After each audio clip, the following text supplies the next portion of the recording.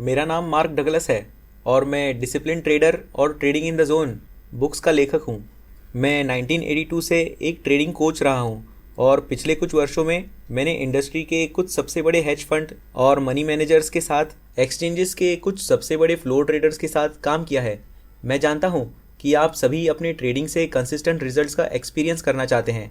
दूसरे शब्दों में, आप एक ऐसी इनकम जनरेट करने में सक्षम होना चाहते हैं जिस पर आप भरोसा कर सकें। हालांकि इस उद्देश्य को पूरा करने की कोशिश में सबसे बड़ी प्रॉब्लम ट्रेड एग्जीक्यूशन के क्षेत्र में है। एक लगातार इनकम जनरेट करने के लिए एक ट्रेडर को बिना किसी एरर्स या मिस्टेक्स के अपने ट्रेड्स को एग्जीक्यूट करने में सक्षम होना चाहिए। दूसरे शब्दों में, बिना किसी हिचकिचाहट, रिजर्वेशन या इंटरनल कॉन्फ्लिक्ट के ट्रेड करना चाहिए। बेसिकली हम जिन गलतियों के प्रति इमोशनल होते हैं वे कॉन्फिडेंस की कमी या अधिक विशेष रूप से फियर के साथ ट्रेड करने का परिणाम है। ज़्यादातर लोग यह नहीं समझते हैं कि बिना किसी फियर के ट्रेड करना एक्चुअल में एक सीखी हुई ट्रेडिंग स्किल है। एक ऐसी स्किल है जिसे विकसित किया जाना चाहिए, और यह प्राइमरी डिफरेंस है जो प्रोफेशनल को नॉर्मल रिटेल ट्रेडर से अलग करता है। डीवीडी की इस सीरीज़ में मैं आपको एक प्रकार की इनसाइट अंडरस्टैंडिंग और स्पेसिफिक मेंटल टेक्निक्स प्रोवाइड करने जा रहा हूँ जिन्हें आपको बिना किसी फियर के ट्रेड करने सीखने की आवश्यकता होगी, ताकि प्रोफेशनल्स की तरह आप एक प्रकार के कॉन्फिडेंस और सहजता के साथ अपने ट्रेड्स में एंट्री कर सकें और एग्जिट कर सकें, जिससे आप अपनी बुद्धिमानी से ट्रेड या किसी अन्य ट्रेडिंग मेथोडोलॉजी का पूरा लाभ उठा सकें।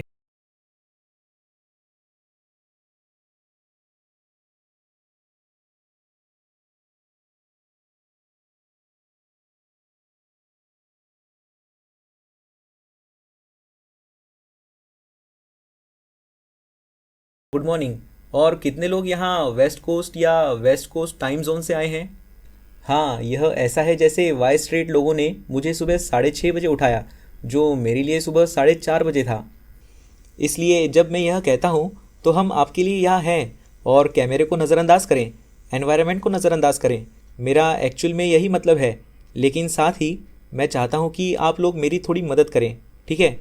मुझे शुरू करने में थोड़ा समय लग सकता है, क्योंकि मैं अपने समय के अनुसार सुबह 6:30 बजे या अपने समय के अनुसार सुबह 7 बजे प्रेजेंटेशंस देने का आदी नहीं हूँ।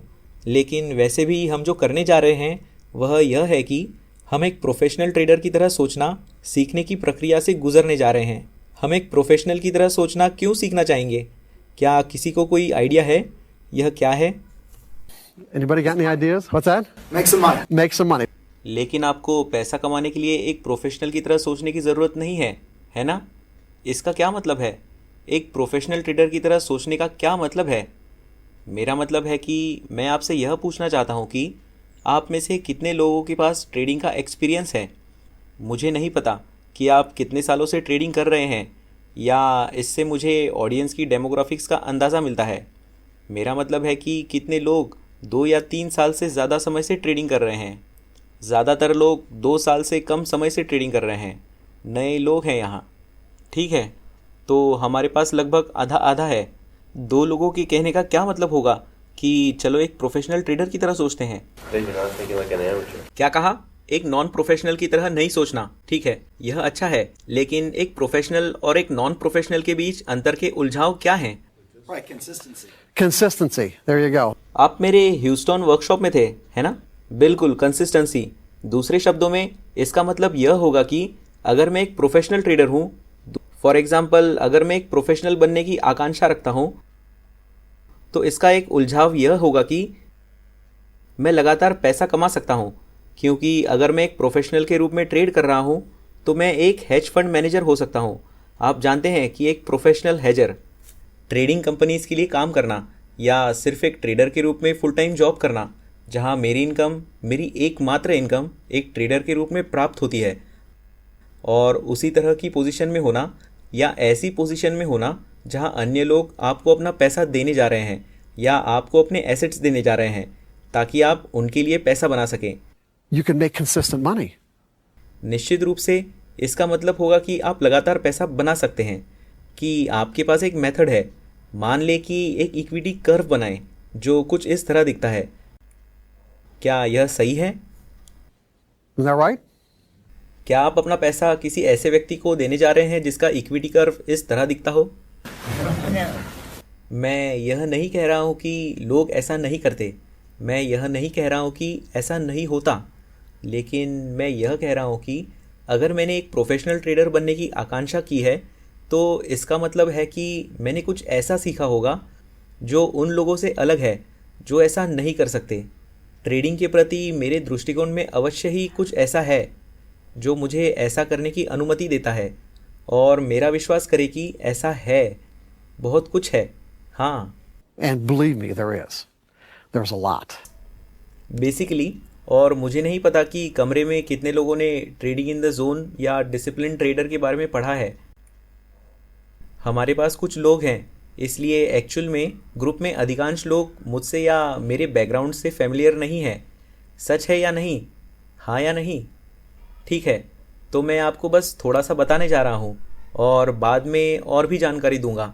लेकिन मैंने 1978 में ट्रेड करना शुरू किया था, और मैंने जो पहला ट्रेड किया वह शिकागो मर्केंटाइल एक्सचेंज में पोटैटो फ्यूचर्स में था, जहाँ अब पोटैटो फ्यूचर्स का ट्रेड भी नहीं होता। मैंने पोटैटो फ्यूचर्स क्यों चुना मुझे नहीं पता। मुझे लगता है कि शायद मेरे ब्रोकर ने मुझे यही कहा होगा कि मुझे ट्रेडिंग करनी चाहिए। हो सकता है उसने कहा हो कि पोटैटो फ्यूचर्स में अपॉर्चुनिटी है, लेकिन फिर भी मैंने पैसे कमाए, और निश्चित रूप से अधिकांश लोगों की तरह जो अपने पहले ट्रेड या दूसरे ट्रेड में पैसे कमाते हैं। यह उतना ही आसान है जितना कोई कल्पना कर सकता है, और इसलिए आप खुद से सोचते हैं, हे भगवान, मुझे इसके बारे में पहले क्यों नहीं पता चला। यह सुनने में कुछ फेमिलियर सा लग रहा था थॉट प्रोसेस के संदर्भ में, और मैं पोटैटोज़ की ट्रेडिंग से लेकर गोल्ड के ट्रेडिंग और फिर सिल्वर के ट्रेडिंग तक गया, और मैं कहूँगा कि उस समय मेरा ट्रेडिंग एक्सपीरियंस शायद सामान्य था। यहाँ तक कि आज के अधिकांश लोगों के साथ भी ऐसा ही है। हालांकि आपको यह ध्यान में रखना होगा कि उस समय हमारे पास जो टेक्नोलॉजी थी वह कुछ भी नहीं थी, कुछ भी ऐसी जो आज आपके पास उपलब्ध है। यह अभी भी मेरे दिमाग को चकरा देता है जब मैं इस बारे में सोचता हूँ कि 25 साल पहले या लगभग 30 साल पहले हमें किस तरह से ट्रेड करना पड़ता था और आज क्या अवेलेबल है। तो मेरा मतलब है कि मैं हमेशा ही स्टॉक्स की तुलना में कमोडिटीज़ के ट्रेडिंग की ओर अधिक आकर्षित रहा हूँ। एक्चुअल में मैंने कभी भी स्टॉक्स की ट्रेडिंग नहीं की है, मैंने हमेशा कमोडिटीज़ और ऑप्शंस की ट्रेडिंग की है, और मुझे कभी भी एक्सचेंज में ट्रेड करने की इच्छा नहीं हुई है। हालांकि मैं 20 साल तक शिकागो में रहा हूँ, लेकिन यह मुझे कभी भी आकर्षित नहीं कर पाया। मुझे नहीं पता कि कितने लोग फ्लोर या ट्रेडिंग पिट्स से फेमिलियर हैं, लेकिन मुझे लगता है कि यह एक अत्यंत कठोर एनवायरनमेंट है, और जैसा कि मैंने कहा, यह मुझे आकर्षित नहीं करता। लेकिन आज आपके पास जिस प्रकार के ट्रेडिंग प्लेटफॉर्म्स अवेलेबल हैं वे एक्चुअल में शिकागो बोर्ड ऑफ ट्रेड या शिकागो मर्केंटाइल एक्सचेंज में सीट पाने और उस लेवल पर ट्रेड करने के समान है। आपके पास इंस्टेंट एग्जीक्यूशन होता है, और यह ऐसा है कि आप अपना मन भी बदल सकते हैं और अपमानित महसूस नहीं करते हैं। अगर आपके साथ कुछ गलत है तो आप इसे व्यवस्थित भी कर सकते हैं, आप इसे कैंसिल कर सकते हैं। आप जानते हैं कि इलेक्ट्रॉनिक ट्रेडिंग प्लेटफॉर्म्स के आने से पहले हमें ब्रोकर्स को कॉल करना पड़ता था। अब आप उस समय के बारे में सोचते हैं जब आपने ट्रेड करने का निर्णय लिया था। आप उस समय के बारे में सोचते हैं जब किसी को फ़ोन उठाने के लिए फ़ोन डायल करने में समय लगता है, कितनी बार इसे रिंग करना पड़ता है, और फिर ब्रोकर लाइन की दूसरी तरफ आता है। आपको अपना ब्रोकर मिलता है, और फिर आप अपने ब्रोकर को अपना ऑर्डर देते हैं, और फिर आपको इस तथ्य से भी निपटना पड़ता है कि क्या आपका ब्रोकर एक्चुअल में आपके ऑर्डर को अप्रूवल देता है। अब दूसरे शब्दों में, ऑर्डर को अप्रूवल देने का मेरा मतलब है कि मैं 3 गोल्ड कॉन्ट्रैक्ट्स खरीदना चाहता हूँ, और ब्रोकर कहता है कि मेरे कुछ सबसे बड़े क्लाइंट्स वे अभी अभी गोल्ड में शॉर्ट गए हैं। अब आप उस इन्फॉर्मेशन के साथ क्या करने जा रहे हैं, ठीक है। और मुझे पता है कि एक्स नंबर्स में लोग हैं जो उस ट्रेड की दूसरी तरफ हैं, और ब्रोकर कहता है कि क्या आप उनके ट्रेड के दूसरी तरफ जाना चाहते हैं। तो मेरे लिए यह ठीक है, मैं ऑर्डर डाल दूंगा, और फिर आपको ऑर्डर के एग्जीक्यूट होने का इंतज़ार करना होगा। मैं आपको यह नहीं बता सकता कि मैंने कितनी बार बाज़ार में ऑर्डर दिए हैं जहां पर लिमिट ऑर्डर थे, क्योंकि मैं मार्केट ऑर्डर नहीं करना चाहता था। क्योंकि मैं मार्केट ऑर्डर की स्लिपेज नहीं चाहता था। इसलिए आप एक लिमिट ऑर्डर करते हैं और एक लिमिट ऑर्डर को एग्जीक्यूट होने के लिए बाज़ार को एक साथ ट्रेड करना होता है। यह गारंटी नहीं होगी कि ऑर्डर एग्जीक्यूट हो जाएगी और उसे आपके प्राइस पर ट्रेड करना होगा, है ना? बाज़ार ने कितनी बार आपके प्राइस पर ट्रेड किया है, आपके प्राइस के ठीक बराबर। यदि आप बाय ऑर्डर पर हैं और मार्केट रिवर्स हो गया और आपका ऑर्डर एग्जीक्यूट नहीं हुआ, यह बहुत संभव है। समस्या यह है कि जब आप इसे फ़ोन पर ब्रोकर के साथ कर रहे होते हैं तो ऑर्डर पिट में चला जाता है। यह पिट में ही एक एग्जीक्यूटिंग ब्रोकर के पास जाता है। इसलिए आपके पास एक रनर है और ऑर्डर को रनर के पास वापस जाना पड़ता है। फ़ोन बैंक में वापस, ब्रोकर के पास वापस, और ब्रोकर आपको दूसरे प्राइस पर ट्रेड डालने के लिए कॉल करके पूछता है। आप कई मिनट बात करते हैं। अब क्या होगा यदि आप एक तेज़ बाज़ार सिचुएशन में हैं जहां बाज़ार ने आपके इच्छित प्राइस को खो दिया है और आपने अलग ही प्राइस पर ट्रेड ले लिया है, लेकिन आपको एक्चुअल में यह पता नहीं है। आप बाज़ार में स्टॉप लॉस नहीं लगाना चाहते क्योंकि आप यह भी नहीं जानते कि आप इस ट्रेड में हैं भी या नहीं, और बाज़ार चिल्ला रहा है। मान लीजिए कि यह आपके फेवर में भी है और आप प्रॉफिट बुक करना चाहते हैं, लेकिन आप यह भी नहीं जानते कि आप बाज़ार में हैं या नहीं। यह ऐसी चीज़ें हैं जिनसे हमें हर समय निपटना पड़ता था। हर समय यह पूरी तरह से एक अलग दुनिया थी। इतना ही नहीं, हमारे पास जो एकमात्र जानकारी अवेलेबल थी वह थी ओपन, हाई, लो और क्लोज। बस यही ओपन, हाई, लो और क्लोज बार्स थे, और हम उन्हें तब प्राप्त करते थे जब तक कि हम अपने ब्रोकर से बात नहीं करते और उन्हें दिन में एक्स बार तंग नहीं करते। आप जानते हैं कि अगर आप इसे वॉल स्ट्रीट जर्नल के माध्यम से प्राप्त करते हैं तो हमें अपने डेली चार्ट्स रखने पड़ते थे। इंट्राडे सामान बस इमेजिनरी था, इसलिए वैसे भी मैंने उस तरह से ट्रेड करना शुरू कर दिया। ओह, मुझे यह भी याद नहीं है कि मेरा पहला ट्रेडिंग अकाउंट क्या था। मुझे लगता है कि यह लगभग $20,000 थे। मैंने वह सब खो दिया और फिर कुछ पैसे बचाए और लगभग $15,000 के साथ एक और अकाउंट खोला। फिर से वह सब खो दिया। फिर दूसरे ब्रोकर के पास गया और मैं सोच रहा था कि यह आदमी नहीं जानता कि वह क्या कर रहा है और मैं किसी ऐसे व्यक्ति को ढूंढूंगा जो जानता हो। और फिर शायद यही कारण है कि मैं आज यहाँ खड़ा हूँ। वह एक विशेष ट्रेड था, क्योंकि इस पर्टिकुलर ट्रेड का मुझ पर एक गहरा प्रभाव पड़ा कि कैसे इसने मेरे जीवन को बदल दिया, और मैं यह जानने के लिए क्या करने को तैयार था कि यह सब क्या था। यह जानने के लिए कि एक्चुअल में कंसिस्टेंटली सक्सेसफुल ट्रेडर बनने के लिए क्या करना पड़ता है। एक ट्रेडर के रूप में इनकम प्राप्त करने में सक्षम होने के लिए एक्चुअल में क्या करना पड़ता है। मैं सिल्वर में लॉन्ग था। मुझे लगता है कि यह 1980 या 1981 के आसपास की बात होगी। मैं 9.75 प्रति आउंस के भाव पर सिल्वर में लॉन्ग था और कॉमेक्स पर 5000 आउंस के 2 कॉन्ट्रैक्ट्स हैं। दूसरे शब्दों में, मैं 9.75 प्रति आउंस के भाव पर 10,000 आउंस सिल्वर में लॉन्ग था, और बाज़ार में उतरने के ठीक बाद बाज़ार में लगभग 20 सेंट्स की गिरावट आई, जो लगभग $955 पर आ गई। इस प्रकार से मैं $2,000 डाउन चला गया, और मेरे ब्रोकर ने कहा, यह ठीक है, एग्ज़िट करने के बजाय हम यह कर सकते हैं, हम आपको एक स्प्रेड में डाल देंगे, और इसलिए हम जो करेंगे वह यह है कि हम न्यूयॉर्क में आपके 10,000 आउंसेस सिल्वर को शिकागो में 10,000 आउंसेस सिल्वर में बदल देंगे, क्योंकि आप शिकागो बॉर्डर ट्रेड में शिकागो सिल्वर का ट्रेड कर सकते हैं। इस पर मेरे साथ हर कोई बस यह सुनिश्चित करना चाहता है कि आप सभी लोग मेरे साथ हैं।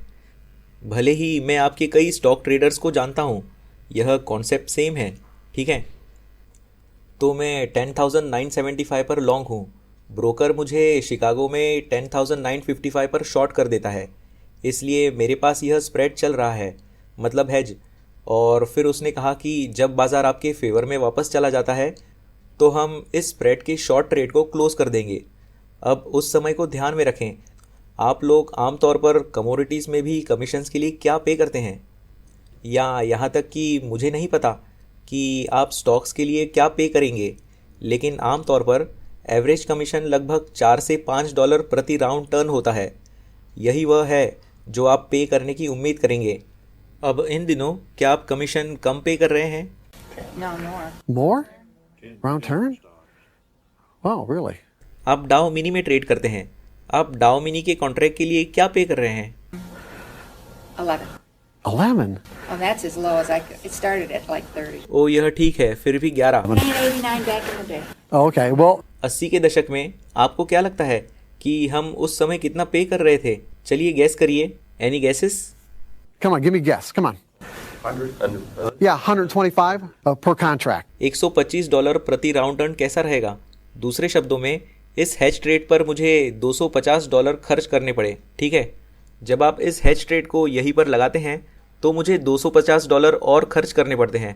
और फिर ब्रोकर ने कहा कि जब बाज़ार मेरे फेवर में वापस चला जाएगा तो वे स्प्रेड के शॉर्ट कॉन्ट्रैक्ट को क्लोज़ कर देंगे और सब ठीक हो जाएगा। तो बाज़ार ने ठीक यही किया। बाज़ार वापस ऊपर चला गया, लगभग 975 एरिया में। ब्रोकर ने स्प्रेड के शॉर्ट ट्रेड को क्लोज़ कर लिया और फिर बाज़ार तुरंत 20 सेंट नीचे गिर गया और स्प्रेड के शॉर्ट ट्रेड को फिर से वापस शुरू कर दिया, मतलब 2 बार हेजिंग। तो यह एक और $250 है, ठीक है। इसके अलावा ब्रोकर ने इसे क्लोज़ कर दिया। जब ब्रोकर ने इसे क्लोज़ कर दिया, सबसे पहले ब्रोकर ने इस ट्रेड को लगाकर 2000 का लॉस लॉक कर दिया था। जब बाज़ार वापस 975 तक चला गया और ब्रोकर ने इसे क्लोज़ कर लिया, ब्रोकर ने एक बार और $2000 का लॉस लॉक कर दिया। और फिर जब यह फिर से नीचे चला गया, ब्रोकर ने शॉर्ट लेग को वापस लगा दिया और एक बार और $2000 का लॉस लॉक कर दिया। अब मैं $6750 डाउन हूँ, ठीक है। और फिर निश्चित रूप से यह 2 या 3 बार और हुआ और बाज़ार के नज़रिए से मैं सभी बाज़ारों में हूँ। सिल्वर मार्केट सिर्फ एक ट्रेडिंग रेंज में है, बस इतना ही है। यह सिर्फ एक ट्रेडिंग रेंज में है। लेकिन मुझे एक्चुअल में नहीं पता। मुझे नहीं पता था कि उस समय चार्ट पैटर्न्स कैसे रीड किए जाते हैं और एक्चुअल में समझ में नहीं आया कि क्या चल रहा था। मैं बस ब्रोकर को सुन रहा था और इसलिए वह जो कर रहा था वह सिर्फ इस तथ्य का फ़ायदा उठा रहा था कि वह सपोर्ट और रेजिस्टेंस के बीच ऊपर नीचे जा रहा था और ब्रोकर खुद के लिए कमीशन पैदा कर रहा था, ठीक है। बस यही था। बेसिकली ब्रोकर बस मेरा अकाउंट बदल रहा था। लेकिन कहानी ऐसी नहीं है, ठीक है। यह बहुत से लोगों के साथ हुआ है। निश्चित रूप से अब यह कम होता है क्योंकि हम सभी अपने द्वारा किए गए ट्रेड्स के लिए जिम्मेदार हैं। हमें बस माउस बटन पर क्लिक करना है और यह इतना आसान भी नहीं है।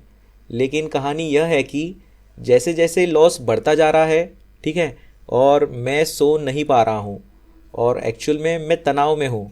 मैं एक सुबह उठता हूँ, मैंने सोचा कि यह क्या है, मैं इसे अब और नहीं झेल सकता, मैं इसे नहीं झेल सकता। और इसलिए जब मैं काम पर गया और मैंने ब्रोकर को फ़ोन किया और मैंने कहा कि बस इस पूरी पोजीशन से एग्ज़िट कर दो, मैं यह नहीं कर सकता, इसलिए बस इस पोजीशन को क्लोज़ कर दो। क्या किसी को हंट ब्रदर सिल्वर का फेलियर याद है? does anybody remember the Hunt Brothers silver debacle?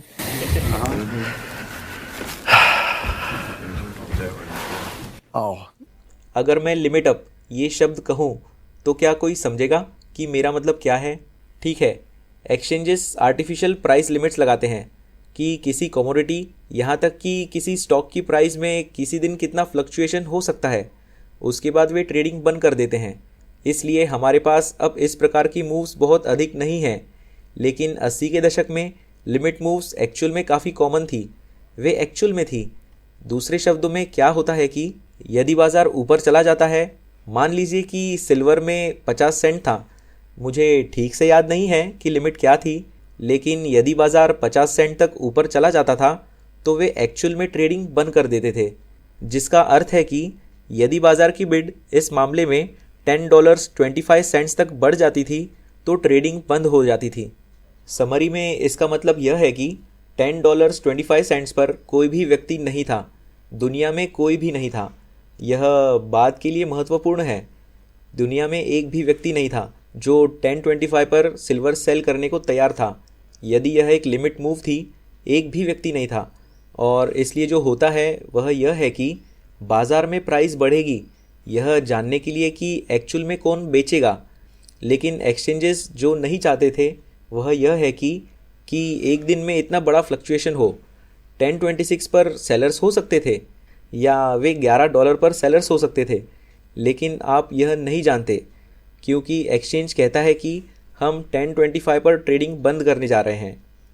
तो जो हुआ वो ये कि मुझे नहीं लगता कि आधे घंटे या 45 मिनट से ज़्यादा हुआ जब मैं बाहर निकला तो बाज़ार $9.75 प्रति आउंस के आसपास ट्रेड कर रहा था, जहां सिल्वर की प्राइस में लिमिट बढ़ गई और लगातार 30 दिनों तक इसकी लिमिट बढ़कर $49 प्रति आउंस हो गई। To $49 an ounce? मैं अब देख रहा था, अब इसके बारे में सोचो, ठीक है। अब इस तरह के एक विनिंग ट्रेड में होने के बारे में सोचो। अब जब हम एक विनिंग ट्रेड में होते हैं तो बाज़ार लगभग कभी भी सीधे ऊपर नहीं जाता और यह कभी भी सीधे नीचे नहीं जाता। निश्चित रूप से इस मामले में दुर्लभ ओकेजन्स होते हैं जब ऐसा होता है। इसलिए जब हम एक विनिंग ट्रेड में होते हैं तो हमें लगातार इस बारे में निर्णय लेना पड़ता है कि हम कहाँ प्रॉफिट्स बुक करने जा रहे हैं और बाज़ार की हमारी पोजीशन के खिलाफ आने वाली गर्मी के साथ हम कितना प्रेशर झेल सकते हैं। यहाँ क्या यह प्रॉफिट्स बुक करने का समय है या मैं इसे थोड़ा और पीछे आने दूंगा? मेरे खिलाफ थोड़ा और पीछे आने वाला है, क्योंकि क्या यह नॉर्मल रिट्रेसमेंट है या यह अधिक महत्वपूर्ण है? क्या यह थोड़ा सा प्रॉफिट लेने वाला रिट्रेसमेंट है या यह एक रिवर्सल है? क्या मुझे अब एग्जिट करना चाहिए? क्या मुझे थोड़ा रुकना चाहिए? क्या हम न्यू हाइस बनाने जा रहे हैं? आपको इस तरह के सभी निर्णय लेने होंगे और यह बहुत कठिन है, जैसा कि हम सभी जानते हैं, है ना? देखिए, इस मामले में मुझे कोई निर्णय लेने की ज़रूरत नहीं पड़ी क्योंकि बाज़ार लगातार 30 दिनों तक लिमिट से ऊपर चला गया। Boom boom Boom, boom. It was like आप बोलिए। Were you out or were you still? I was out. मैंने घटना के आधे घंटे पहले ही एग्जिट कर लिया था। So you were just going, oh my God. हाँ, आप देखिए कि समस्या यह है कि मैं वापस एंट्री भी नहीं कर सकता क्योंकि बाय ऑर्डर्स के दूसरे साइड को लेने के लिए कोई भी तैयार नहीं था। एक लिमिट मूव पर वापस नहीं आ सकते, इसलिए मैं वापस बैठ गया और पूरे पेन से देखता रहा। और मेरा मतलब है कि सीवियर पेन से। Intense agony. मैंने उल्टी तो नहीं की, लेकिन ऐसा लग रहा था कि शायद मैं लगभग उल्टी ही करने वाला था। Why didn't you get out? You said you had 5 contracts? No, two. Two. Just Why two. don't you just take one off the table, let the other one run for another day? सबसे पहले Jerry, आप यह assume कर रहे हैं कि मुझे पता था कि ऐसा होने वाला है। No, I'm assuming that getting out all at once takes you out of the play completely. Jerry, क्या आप कभी ऐसी सिचुएशन में रहे हैं जहां आपने एक्चुअल में बहुत सारा पैसा खो दिया है? Yeah. How I've was been in that? a situation where I've been down a lot of money. Okay. I didn't lose because that's on paper. नहीं, ठीक है, कमोडिटीज नहीं, स्टॉक के साथ आप सही हैं। स्टॉक के साथ यह टेक्निकली पेपर पर है। जब आप कमोडिटीज में होते हैं तो पैसा आपके अकाउंट से निकल जाता है, यह चले जाते हैं, यह दिन के अंत में चले जाते हैं, ठीक है। यह पेपर मनी नहीं है, यह रियल मनी है, This is not paper money. This is real money. ठीक है। तो मैं पेपर लॉस की बात नहीं कर रहा था। पैसा मेरे अकाउंट से निकल चुका था, इसलिए मेरे पास सफिशिएंट पैसे थे। मैं इसे और नहीं झेल सकता था। इसलिए जब आप उस संदर्भ में इसके बारे में सोचते हैं, जब आपने अपना मन बना लिया है कि मैं अब इससे निपट नहीं सकता, तो आपके पास स्टेजेस में बाहर निकलने का विचार भी नहीं आता। मैं स्टेजेस में बाहर क्यों निकलूँगा जब मैं पहले ही 1.5 हफ्ते से इस प्रोसेस से गुजर रहा हूँ और इसने मेरे अकाउंट को लगभग खाली कर दिया है, क्योंकि तब तक मुझे शायद एक कॉन्ट्रैक्ट को बंद करने और एक को चालू रखने के लिए अधिक धन डालना पड़ता, है ना? मुझे शायद अकाउंट में अधिक धन डालना पड़ता, और ऐसा करने का कोई मतलब है? क्या आप इस पर मेरे साथ हैं? Are you with me on this? I don't trade commodities. I trade other things, and But the concept's the same. except it doesn't come out of my. It's as you said, it's a paper trade. हाँ, क्या आपके पास stock या asset है, और यदि आप उस asset को तब तक अपने पास रखना चाहते हैं जब तक कि वह 0 पर न पहुंच जाए, तो ठीक है, आपका पैसा एक तरह से आपके अकाउंट से बाहर नहीं बह रहा है, लेकिन उसी तरह नहीं जैसे कि यह किसी कमोडिटी के साथ होता है। मुझे वह पैसा अभी चुकाना है। आप बस एक एसेट की वैल्यू लॉस कर रहे हैं। मुझे एक्चुअल में वह पैसा चुकाना है, और यह हर एक दिन निकलता है। Go ahead. Go ahead and hand the microphone back to that gentleman. Another thing that can be of interest here is, at least from the way I gathered you was talking a while ago, you really weren't controlling this. Your broker was doing this. Correct. So even if you had wanted to get out in stages, your broker was doing it, saying, hey, here's what I'm doing to you. हाँ, बहुत हद तक हाँ। ऐसा लगता है कि मैं एक्चुअल में सिचुएशन के कंट्रोल में नहीं था, क्योंकि मुझे नहीं पता था कि मैं क्या कर रहा था। मुझे बस इतना पता है कि मैं एक मॉन्स्टर ट्रेड के आधे घंटे या 45 मिनट्स के पास था। एक मॉन्स्टर ट्रेड। और जैसा कि मैंने कहा, मैं पीछे बैठ गया और दर्द से बस देखता रहा कि कैसे बाज़ार $49 प्रति आउंस तक चला गया। मैं खुद सोच रहा हूँ कि मैं सिर्फ 2 कॉन्ट्रैक्ट्स पर $4 लाख के करीब था। $4 लाख। और जैसा कि मैंने कहा कि जब मैंने पहली बार आपको बताना शुरू किया तो इसका मुझ पर एक्चुअल में गहरा प्रभाव पड़ा। एक्चुअल में ऐसा हुआ और मैंने खुद से सोचा। और उस समय मैं डेट्रॉयट के सबअब्स इलाके में एक कमर्शियल कैजुअल्टी इंश्योरेंस एजेंसी को मैनेज कर रहा था। एक्चुअल में मैंने सोचा था कि मैं क्या करना चाहता था, लेकिन एक्चुअल में मुझे ही नहीं पता था कि मैं क्या करना चाहता था।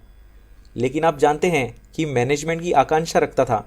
मैं बहुत सफल था और उस समय भी 70s के अंत में और 80s की शुरुआत में मैं 6 फिगर्स इनकम कर रहा था और मैं केवल अपने शुरुआती 30s में था। इसलिए मेरे पास एक्चुअल में बहुत सी चीज़ें थी। लेकिन इस अनुभव के बाद मैंने खुद से सोचा, मुझे यह पता लगाने के लिए क्या करना है कि यहाँ क्या हो रहा है, और मैं निश्चित रूप से मिशिगन में ऐसा करने में सक्षम नहीं था। तो मैंने सोचा कि मैं शिकागो जा रहा हूँ और मैंने वही किया। मैं सबसे पहले शिकागो गया। मैंने सोचा, अगर मैं बिज़नेस में उतरने जा रहा हूँ तो मैं किसके साथ बिज़नेस में उतरने जा रहा हूँ। खैर, उस समय मैरी लिंच थे, डिन विटर थे, स्मिथ बार्नी थे, और मैंने सोचा आप किसे चुनने जा रहे हैं। मैंने मैरी लिंच को चुना। ठीक है, तो मैं शिकागो बोर्ड ऑफ ट्रेड में चला गया। उनका वहीं एक ऑफिस है और 2nd फ्लोर पर शिकागो बोर्ड ऑफ ट्रेड है। और ऐसा हुआ कि उनके पास ट्रेनी ब्रोकर्स के लिए 3 पद खाली थे और उनके पास इसके लिए 1000 से अधिक लोग अप्लाई कर रहे थे। तो मैं उन 3 लोगों में से एक कैसे बन सकता हूँ। आप जानते हैं कि मैंने क्या सोचा। मैं घर वापस गया। मैं डेट्रॉयट एरिया में मैरी लिंच के बड़े ऑफिस में से एक में गया और मैं खुद को फैमिलराइज करने के लिए पूरी एम्प्लॉयमेंट प्रोसेस से गुजरा कि नौकरी पाने के लिए क्या आवश्यक है।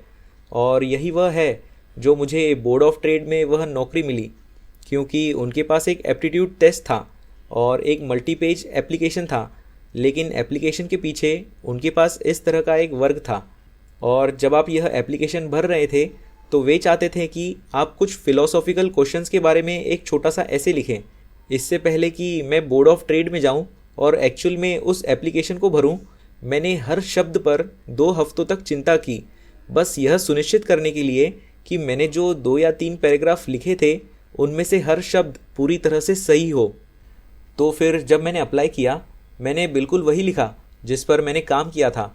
और मैं सोच सकता हूँ कि उन्होंने मुझे काम पर क्यों रखा, क्योंकि उन्हें लगता है कि मैंने उसी पल में वह ऐसे सहजता से लिखा था। तो वे सोचते हैं कि इस आदमी को हमें रखना है, हमें यह आदमी को रखना ही है। ठीक है, तो मैंने ऐसा किया, मुझे नौकरी मिल गई। अब इस बारे में सोचिए, जब मैं एजेंसी के लिए काम कर रहा था, casualty agent, commercial casualty insurance, actual में मैंने एक कॉन्ट्रैक्ट पर हस्ताक्षर किए। शिकागो में काम करने के लिए जाने से 3 या 4 महीने पहले ही, 3 साल की अवधि के लिए, $3,60,000 के लिए। और मैरी लिंच मुझे जो पेशकश कर रहा था वह ड्रॉ पर $20,000 थे। ठीक है, दूसरे शब्दों में वे मुझे $20,000 देने जा रहे थे, लेकिन यह एक ड्रॉ था। मेरा मतलब है कि मुझे इसे कमीशंस के आधार पर वापस चुकाना पड़ा। अब अगर आप कल्पना कर सकते हैं कि मेरे जीवन में एक भी व्यक्ति नहीं था, एक भी व्यक्ति नहीं जिसने सोचा कि मैं अपने दिमाग से बिल्कुल पागल नहीं था शिकागो जाने के लिए और यह करने के लिए। तो ऐसा नहीं था, मुझे बहुत सपोर्ट भी मिला। ऐसा नहीं था कि मैं उन सभी लोगों से बहुत दुख नहीं उठा रहा था जिन्हें मैं जानता था। एक्चुअल में मुझे मालूम था कि मैं क्या कर रहा था। इसलिए आप मेरी दिक्कतों की कल्पना कर सकते हैं। शायद यह इसके लिए एक अच्छा शब्द है। मेरा मतलब है, क्योंकि जब मैं शिकागो पहुंचा तो मैं सोच रहा था, मैं यह क्यों कर रहा हूँ। मैं यह इसलिए कर रहा हूँ क्योंकि मैं शिकागो जा रहा हूँ, क्योंकि वहाँ ट्रेडर्स हैं, वहाँ वे लोग हैं जो जानते हैं कि वे क्या कर रहे हैं। ठीक है, और फिर वहाँ जाकर पता चला कि मामला ऐसा नहीं है, मामला ऐसा बिल्कुल भी नहीं है। That is not the case at all. Office में लगभग 40 से 50 ब्रोकर्स थे और उनमें से कोई भी नहीं जानता था कि कैसे ट्रेड करना है। वे नहीं जानते थे कि ट्रेडिंग कैसे की जाती है। मेरा मतलब है कि उन्होंने इस तथ्य के बारे में बिल्कुल भी संकोच नहीं किया कि हम ट्रेडर नहीं थे। उन्होंने कोई पैसा नहीं लगाया, कोई समय नहीं लगाया, और हमें पूरी तरह से डिस्करेज किया गया था। यहाँ तक कि ट्रेड करना सीखने से भी। हम सेल्समैन थे। हमें सिखाया गया था कि ट्रेडिंग के बारे में बात कैसे करें। हमें सिखाया गया था कि कैसे इन्वेस्टमेंट्स के बारे में बात करें। हमें सिखाया गया था कि इसे डॉलर के लिए डायल करना कहा जाता है ताकि फ़ोन पर लोगों से अकाउंट्स खुलवाया जा सके। और भले ही यह अनकहा था, मैं कहूँगा कि बिज़नेस के पीछे अंडरलाइन फ़िलॉसफ़ी विशेष रूप से कमोडिटीज़ बिजनेस में थी। मैं इक्विटीज़ के बारे में बात नहीं कर रहा हूँ। मैं यह नहीं कह रहा हूँ कि बिज़नेस के इक्विटी साइड पर यह अधिक रेप्यूटेबल नहीं था, लेकिन यह उतना ही रेप्यूटेबल नहीं था जितना हो सकता था, क्योंकि अंडरलाइन फ़िलॉसफ़ी जिससे हम काम करते थे वह था सभी कमोडिटीज़ बिजनेस टर्मिनल हैं, जिसका अर्थ है कि उन्हें एक टर्मिनल बीमारी है। यह केवल समय की बात है।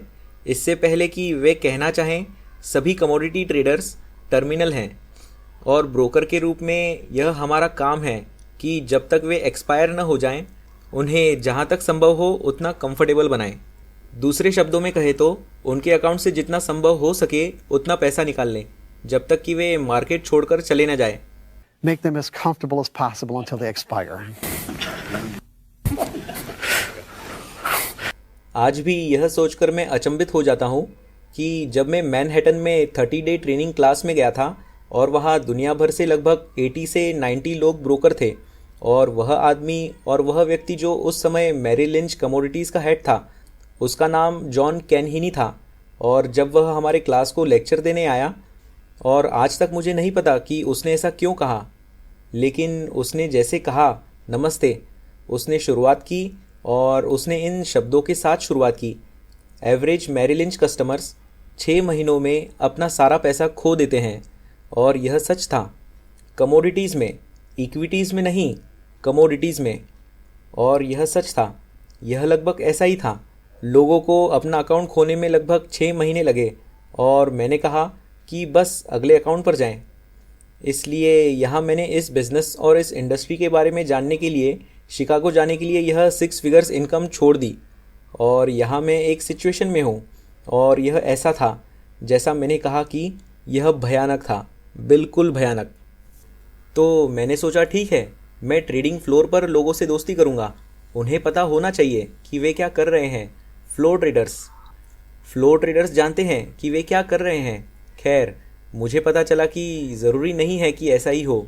अब इसका मतलब यह नहीं है कि फ्लोर ट्रेडर्स को पता नहीं था कि पैसा कैसे कमाया जाए, लेकिन यह क्या है, मैं इसमें नहीं पढ़ने वाला क्योंकि हमारे पास समय नहीं है। लेकिन भले ही आप जो करते हैं उसे ट्रेडिंग कहते हैं और वे जो करते हैं उसे भी ट्रेडिंग कहते हैं। पैसा बनाने के लिए आपके पास जो माइंडसेट होना चाहिए वह इससे अधिक अलग नहीं हो सकता, भले ही उन दोनों को ट्रेडिंग कहा जाता है। टिपिकल लोकल, जब मेरा मतलब है कि वह व्यक्ति जो पिट में या एक्सचेंज के फ्लोर पर अपने अकाउंट के लिए ट्रेड करता है, जिस तरह से उन्होंने पैसा कमाया, लगभग वे डायरेक्शन से रिलेटेड डिसीजंस लेने की कोशिश नहीं कर रहे थे। दूसरे शब्दों में, यह उस तरह की ट्रेडिंग नहीं थी जहां वे एक्चुअल में खुद को उन ट्रेड्स में जीतते हुए पाते जो उनके फेवर में जा रहे थे। लेकिन यही कारण नहीं है कि उन्होंने ट्रेड को चालू रखा। और जैसा कि मैंने कहा, मैं इसकी बारीकियों या डायनेमिक्स में नहीं जाऊंगा क्योंकि मुझे इसे समझाने में बहुत समय लगेगा। यह अभी के लिए आवश्यक नहीं है। मैं बस इतना कह रहा हूँ कि यह पूरी तरह से एक तथ्य है।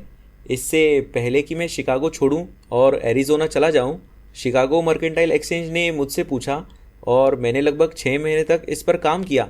मेरे जाने से पहले मुझे फ्लोर ट्रेडर्स को फ्लोर से स्क्रीन बेस्ड ट्रेडिंग में ट्रांसफॉर्मेशन करने में मदद करने के लिए एक प्रोग्राम तैयार करने के लिए कहा, क्योंकि यह एक बहुत बड़ा साइकोलॉजिकल उछाल है। यह एक्चुअल में है, यह एक बहुत बड़ा ट्रांसफॉर्मेशन है जिसे किया जाना है। तो मैं जो कह रहा हूँ वो ये कि शिकागो आने से पहले मुझे ये नहीं पता था। ऐसा था जैसे मैं ऐसी सिचुएशन में हूँ जहाँ मैं वाकई ऐसे किसी व्यक्ति को नहीं जानता जो वाकई ट्रेड करना जानता हो, या कम से कम ट्रेड करना जानता हो उस कंसिस्टेंसी को बनाने के अर्थ में जिसकी हम तलाश कर रहे हैं। इसका मतलब ये नहीं है कि लोग पैसा नहीं कमा सकते। लोग हर समय पैसा कमा रहे हैं। बस इतना है कि पैसा कमाने का क्या मतलब है अगर आप सब कुछ वापस देने के लिए बहुत इमोशनल हैं। दूसरे शब्दों में, अगर ये आपका इक्विटी कर्व है तो अचानक आपको ये बड़ा लॉस और बड़ी गिरावट का सामना करना पड़ रहा है, ये न केवल फाइनेंशियली नुकसानदेह है बल्कि यह इमोशनली भी नुकसानदेह है और इससे रिकवर होना बहुत मुश्किल हो सकता है। ये वे हैं जिन्हें मैं बूम और बस्टर्स कहता हूँ, ठीक है। These are what I call the boom and busters. Basically traders जो तीन कैटेगरीज में आते हैं जहाँ तक इक्विटी कर्व का संबंध है, आपको अपने कंसिस्टेंट विनर्स मिल गए हैं।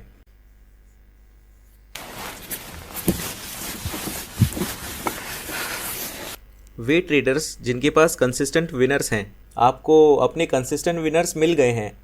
अब इसका मतलब यह नहीं है कि यहाँ कोई गिरावट नहीं है, ठीक है, लेकिन आपको क्या लगता है कि कंसिस्टेंट विनर्स के लिए ये गिरावट किसकी रिफ्लेक्शन होगी? कंसिस्टेंट विनर्स हर समय ट्रेड्स में नुकसान उठाते हैं, लेकिन उनकी गिरावट किसकी रिफ्लेक्शन है? क्या किसी को कोई आइडिया है? Anybody got any ideas? Good money management skills. हाँ, money management skills, Preservation. Capital preservation, ठीक है। ये दो अच्छे उत्तर हैं, लेकिन वह उत्तर नहीं है जिसकी मुझे तलाश है। उनके ड्रॉडाउन्स केवल नॉर्मल लॉसेस के रिफ्लेक्शन हैं जो किसी भी ट्रेडिंग मेथडोलॉजी में होंगे। नॉर्मल लॉसेस जैसी कोई चीज़ होती है। आपको इसे लिखने की आवश्यकता नहीं है, क्योंकि हम अभी एक निश्चित स्क्रैच से गुजर रहे हैं। हम बाद में इस पर और अधिक डिटेल से जाने वाले हैं। इसलिए मेरा मतलब है कि अगर आप लोग इसे लिखना चाहते हैं तो यह ठीक है, लेकिन यह एक्चुअल में आवश्यक नहीं है, ठीक है। Okay, normal losses that any trading methodology will incur. Normal losses जो किसी भी ट्रेडिंग मेथडोलॉजी में होंगे, तो आपके पास ऐसे लोग हैं जो ट्रेड करने के तरीके के बारे में कुछ सीखते हैं, जो एक अच्छी मेथडोलॉजी प्राप्त करते हैं, जहां उस मेथडोलॉजी के आधार पर एक कंसिस्टेंट इनकम का एक्सपीरियंस करना संभव है। लेकिन आपका इक्विटी कर्व कुछ इस तरह से दिख सकता है। But your equity curve might look more like this.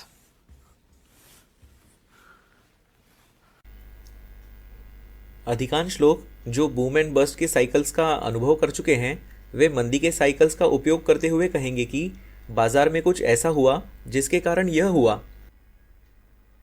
आज आप जो जानने जा रहे हैं वह यह है कि ऐसा नहीं है।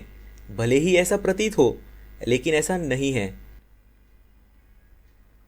ये वर्चुअली हमेशा ट्रेडिंग एरर्स के रिजल्ट होते हैं, जिन्हें मैं ट्रेडिंग एरर्स कहता हूं, जिसके बारे में हम बाद में डिटेल से जानेंगे।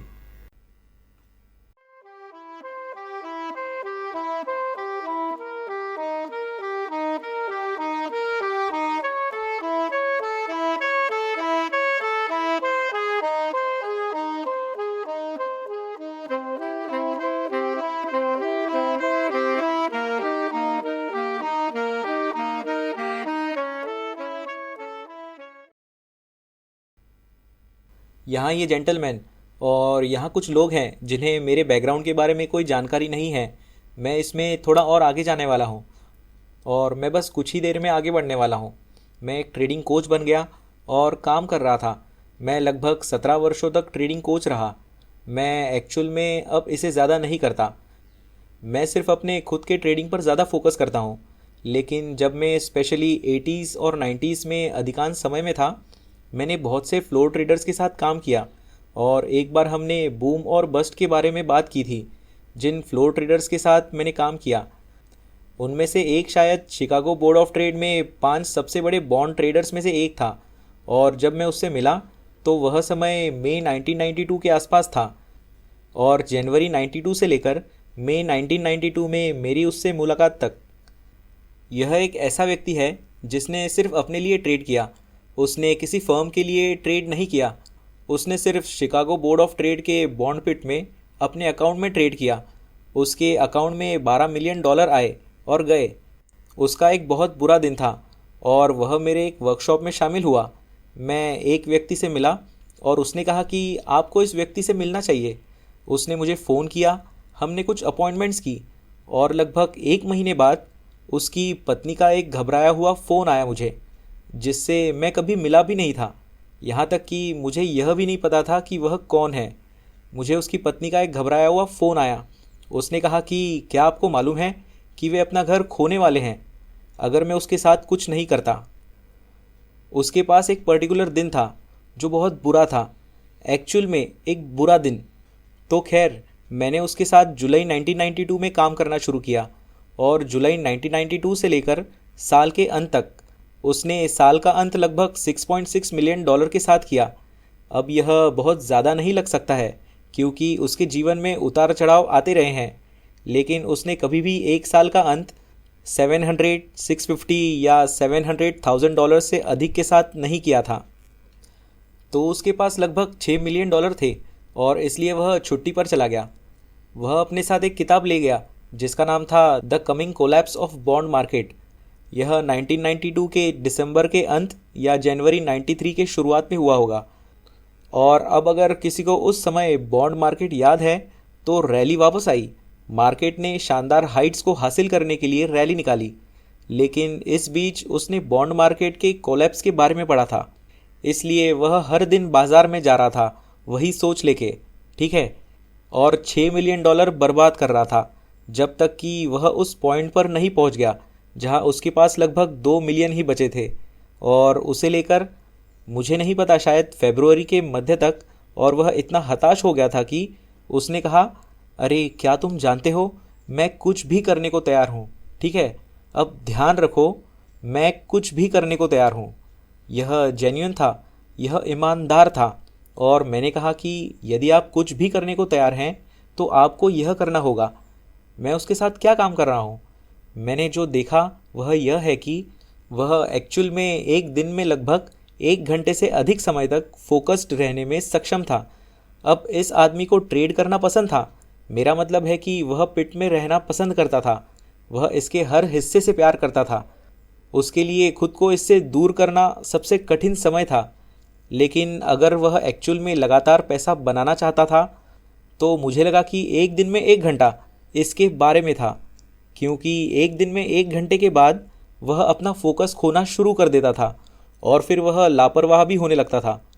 वह इस तरह का आदमी था। लोगों के लिए यह समझना बहुत कठिन है, लेकिन यह पूर्ण सत्य है। वह ऐसे व्यक्ति थे कि जब मैं 1992 के सेकेंड हाफ में उस अवधि के दौरान उनके साथ काम कर रहा था जहां उनके पास दिन में $500 मिलियन की विनिंग होती थी, वह $500 मिलियन कमाते थे। लेकिन जब वह पिट से बाहर आने के बाद कंसल्टेशन के लिए फ़ोन करते थे तो वह खुद पर बहुत नाराज़ होते थे, क्योंकि वह ट्रेडिंग क्लोज करने से लगभग 5 मिनट पहले तक $500 मिलियन के साथ थे और फिर उन्होंने इसमें से लगभग $1,75,000 गंवा दिए। इसलिए दिन के लिए उनके पास केवल $3,25,000 ही बचे। अब यह हमारे जैसे एक सामान्य व्यक्ति की तरह है जो इस कमरे में $3,25,000 के साथ बैठा है, और यह कोई असामान्य दिन नहीं था, लेकिन वह खुद से बहुत नाराज़ है क्योंकि उसने $1,75,000 को बर्बाद कर दिया। और फिर अगले दिन वह लगभग वही काम करेगा। वह 400 बनाएगा और एंडिंग में 200 को बर्बाद कर देगा, और फिर अगले दिन वह आपको बता दे कि 350 बनाएगा और फिर 150 और बर्बाद कर देगा। शुक्रवार तक उसे कई शानदार विनर्स मिले, लेकिन यह जमा हो रहा गुस्सा जो वह पूरे हफ्ते सोमवार, मंगलवार, बुधवार, गुरुवार को जमा करता रहा, शुक्रवार को 5 बजे तक आप जानते हैं कि वह $1.5 लाख हार जाएगा और फिर से वही साइकिल शुरू कर देगा।